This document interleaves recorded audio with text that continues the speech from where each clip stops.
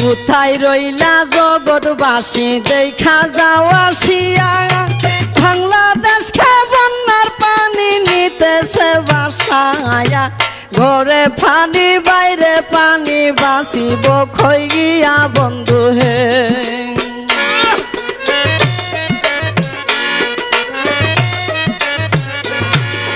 মানুষের দুর্দশা দেখলে চোখে পানি জরে, কি গজব পাঠাইল আল্লাহ বাংলার ভিতরে, হাহাকার পড়িয়া গেছে গ্রামের ঘরে ঘরে বন্ধু হে।